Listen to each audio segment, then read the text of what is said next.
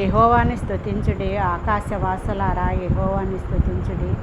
ఉన్నత స్థలముల నివాసులారా యెహోవాని స్తుతించుడి. ఆయన దూతలారా మీరందరూ ఆయన్ని స్తుతించుడి. ఆయన సైన్యములారా మీరందరూ ఆయన్ని స్తుతించుడి.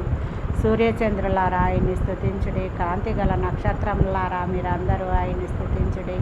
పరమాకాశములారా, ఆకాశము పైనున్న జలములారా యెహోవాని స్తుతించుడి. ఆయన ఆజ్ఞ యువగవు పుట్టెను, అవన్నీను ఆయన్ని స్తుతించునుగాక. ఆయన వాటికి కట్టడ నియమించెను, ఏదియును దానిని నతిక్రమించదు. భూమి మీద మకరములారా, అగాధ జలములారా యెహోవాని స్తుతించుడి. అగ్ని వడగండ్లలారా, హిమమ ఆవిరి ఆయన ఆజ్ఞను నెరవేర్చు తుఫాను యెహోవాని స్తుతించుడి.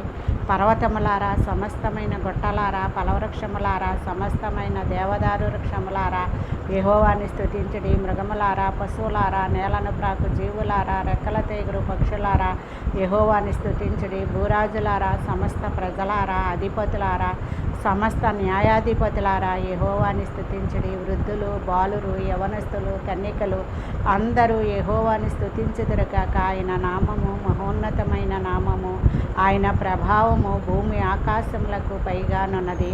యెహోవాని స్తుతించుడి, యెహోవాని స్తుతించుడి. ఆమేన్.